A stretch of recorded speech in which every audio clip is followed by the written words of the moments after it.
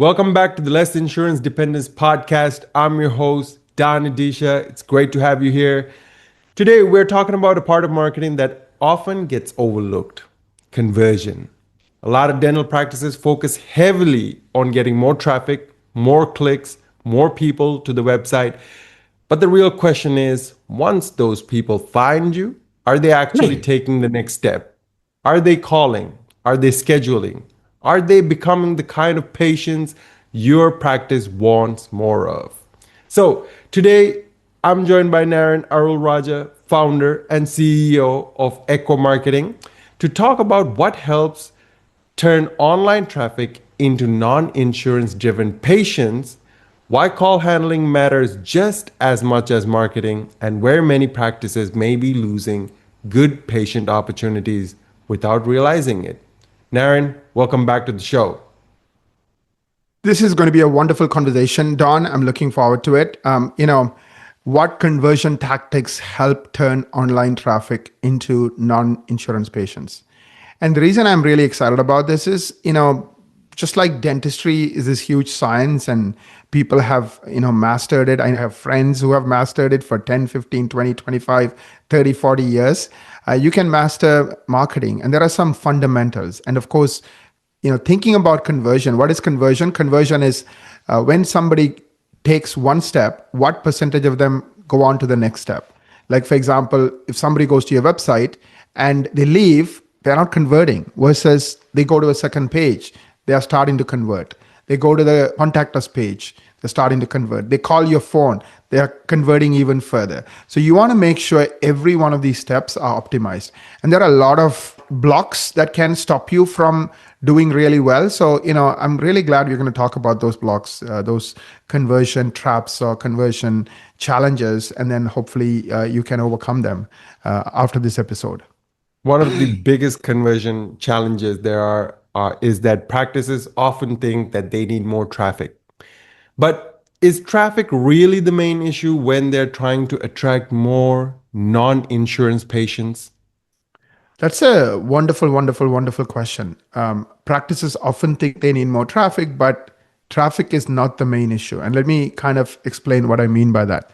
Traffic is important. Again, I want quality traffic. So the way I measure traffic is what percentage of your people are finding you through sources like Google, because they are quality traffic.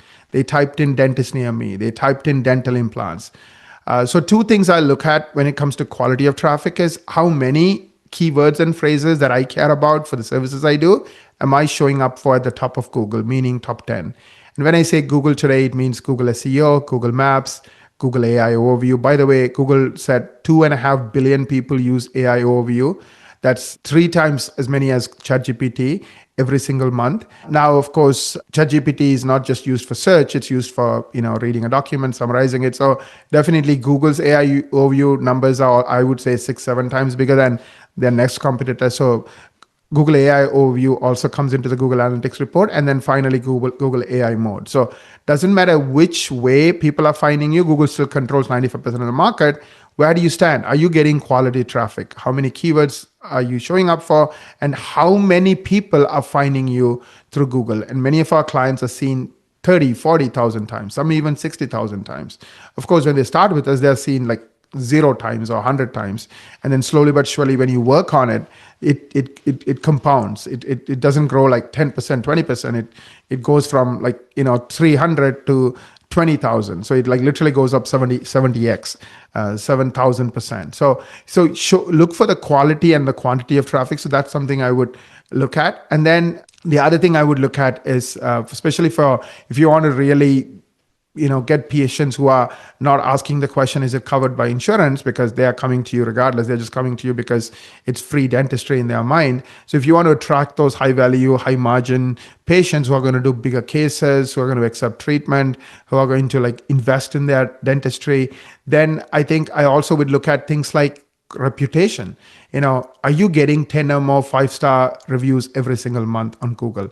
I would look at, if you want to grow, let's say, Invisalign part of your practice, do you have a wonderful landing page that is showing up on Google like we talked about, but more importantly, has the evidence to convince them that you are the right choice? Those full face after pictures, the transformations. So you want to make sure that you're also growing their confidence.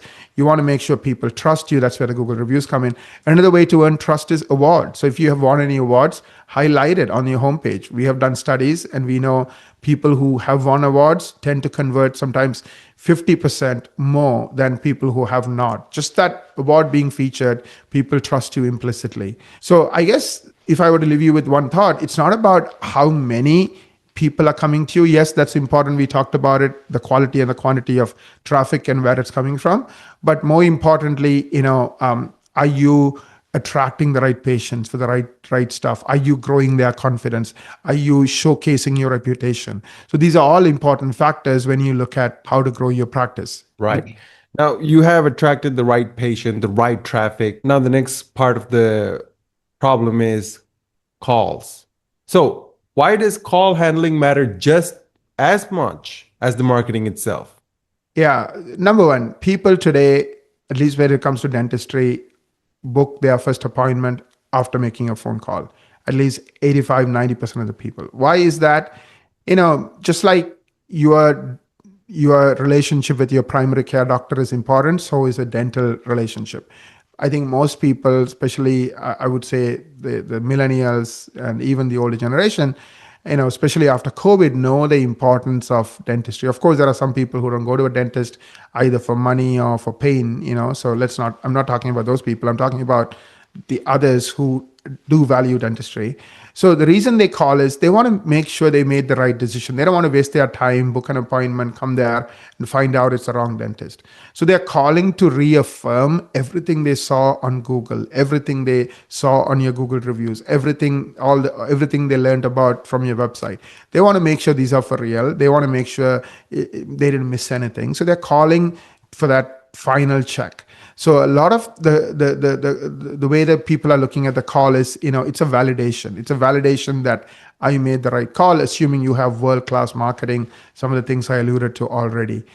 So if that is not happening, if that validation is not happening, the average dental patient is only booking 1 out of 3 new patient appointments. In other words, you're getting 100 new patients calling your office. If you are an average practice, you're only booking 1 out of 3. 2 problems with that. One is 2/3 of everything you did, the reviews, the reputation, the before and afters, the SEO, is getting wasted. So imagine, if you're spending $100,000, $66,000 is getting wasted because of this. The second implication is those people who don't book never ever show up again. They literally write you off. And some maybe got annoyed at what happened or did not happen. Maybe the phone was not answered or the person was rude or whatever. They might even write a nasty review for you. So instead of it helping, it starts hurting you. So for those 2 reasons, I would really, really lean into, call handling and really master it. And I've seen it, firsthand. See, marketing and new patients are cousins. They are not siblings. What I mean is, you can't just say just because, marketing is working, you will get new patients. You still need to do the things that are important to new patient conversion. And one of those things, the most important of those things, is how the phone is being handled. So I think focusing on it, you need to know what your conversion rate is. You need to know, how many calls are getting missed. You need to know how many new calls are coming in every month from new patients. So these 3 things, number of new patient calls I'm getting, what percentage of them are booking, and what percentage of calls are missing, is important, because you don't want to increase more new patients finding you if you are not good at, the call piece. Why? You're going to waste a lot of that. So fixing it and then keeping it fixed. For me, the benchmark is 70% of new patients should be booking appointments, and 95% of all calls should be answered during working hours. So if you're hitting those benchmarks, keep doing it. But if you're not, I would invest in that early in the cycle, because that way every marketing dollar is now amplified. Because imagine 70% conversion versus 25%. That's a 3x amplification. You're getting 3 times the benefit with the same marketing. Right. So before they call the office and make that validation, seeing your website, your Google business profile really match up with the tone of your own practice, there's that moment where we're looking at that book now button. So, what makes a strong call to action like that book now button for a dental practice, especially if the goal is to attract better fit patients? You're bringing up an excellent point. Book Now button has become famous or popular in the recent while. I've seen many of our clients putting it on. But when we actually clicked on it, with the client and showed them what was going on, our clients cringed and immediately they took it off. So imagine somebody is so excited and for some reason they click on the book now. But the book now, a lot of times doesn't even work. I mean, it's just literally doesn't work. And nobody's checking, nobody's on top of it. That's one issue. Second is, put yourself in the shoes of the customer, right? Would I go and share personal information with someone I don't know, like, or trust yet? They don't know you. You're not their dentist. They have zero relationship, and you're asking for their social insurance. You're asking for, all kinds of information. So it's two things. One is the amount of pain, how many questions are being asked, and the second thing is the intrusion of that pain. Asking for something very personal makes me less likely to fill it out than not, right? So one of the things I noticed is many people are clicking, but only like 5% are booking. So we are like literally bring our best quality patients, bringing them to the front door, and then we keep this huge, scary looking bulldog at the front, and everybody walks away. Everybody walks away. And that, unfortunately, that book now that should have been a friendly way to roll the red carpet is turning into a nightmare. So you really, really, really need to click on it. You really need to ask the question, would I go through with this? And not just do it once, but do it again. Is it working? Is it working on different devices? Sometimes it works on a desktop, but it doesn't work on a mobile. Sometimes it works on an iPhone. Sometimes it doesn't work on there's all kinds of issues. And the unfortunate thing is these companies that are building these technologies don't care about how many new patients are booking and not booking. So they don't even share with you stats on how many people clicked, how many people, went to the first page, and how many people ended up booking. Why? They don't want to tell their weaknesses. So you work so hard to get people to show up. And then because of this book now button, 80% of them are getting lost in the ether. So I would not put a book now button unless I'm exceptionally sure that it's working, it's simple. It should be less than, 2 minutes. It shouldn't have any intrusive questions. It should make it super easy. Why? Because we know the more intrusive and the longer the question is, people don't complete it. It should work in every platform. It should load up fast. It should be friendly and welcoming. So all these attributes, unfortunately, they don't have it. I've looked at many, and it's a nightmare. So really, really make sure if you're going to put that book now button, it is amazing, or it's going to be part of the solution versus it is the problem. Right. Now, another problem that you mentioned earlier that can show up is answering the phone 90% of the time or more, especially during working hours. Now, a lot of practices are looking at AI receptionists and automated tools right now to handle that problem. Where can those tools go wrong with new patients? You bring up an excellent question, right? I think trust is probably the most important thing in healthcare. It's kind of like a great lawyer you love and a great doctor you love. If you don't trust those people, you're not going to work. So people are not stupid. So when they're screening you for trust. The problem with AI receptionist right off the bat is it's telling them you are not important enough for me to answer the call myself or have someone in my team who I have trained and who knows who we are and what we do to answer the call. So I really think that's where it starts. The second they discover, and of course, legally you have to disclose it's an AI versus a human. The second they discover that, I think they get turned off. It's kind of like, you are going to somebody's house and instead of the host or the person you're going to see coming and greeting you at the door, they send a servant. And they're like, oh, he's busy for the next 30 minutes. You need to sit here. Like immediately, doesn't matter how beautiful the house is, doesn't matter how wonderful it is, you get turned off. You're like, you don't think, I value your time and I showed up at the time you told me and I'm here. You don't think I'm worthwhile for you to show up and greet me and welcome me? Like immediately you're turned off. Like, I mean, what's the word, right? We treat those who treat us well the same way we were treated. So immediately they are negative. Immediately they are like, oh, turned off. So I really think for that reason, at least for new patients, I wouldn't use it. I think AI has a role, especially in bookings, because it can have a conversation about, hey, you missed your last appointment. We want to rebook you because, we know that if you don't do XYZ, your gum disease could get worse. So, my doctor told me to rebook you. So AI is now capable of having those kind of conversations. It could be a text conversation. That way, I think the laws are different, the rules are different, and I think text is impersonal anyway. So I don't think people really care whether it's AI or whatever. And it's fulfilling a function, a low end function. It's not about building trust. It's not about any of that. They already have the trust with your practice. So in those cases, I would use an AI text-based, rebooking tool that's smart, that's intelligent versus, 3 p.m. on such and such a day, yes or no? Like that's stupid, right? Because what if the 3 p.m. is not available? So you want to have conversations. So I think I would use AI where possible, but I'll only use it where it doesn't take away from the experience. And I think for a lot of dental practices, because you can't compete with the body shops of dentistry. I mean, like the ones with 300 locations, the 400 locations where you are a number on price, because of course they're going to get the best deals, but definitely you can compete on relationships. So I think AI receptionists will take away that relationship side of why people love you and why people come to you. So I really would stay away when it comes to new patients, but I would use it for things like rebookings and so forth. Now, in this journey of trust, Naren, if a practice owner wants to improve their conversion, where should they start first? Yeah, I think start by looking at the full patient, journey. So are you showing up on Google for the things that you care about, the services that you care about? Are you showing up 10, 20 times for each type of service? How do you know this? Use Google Analytics. Don't go and manually type it in because won't give you a full picture.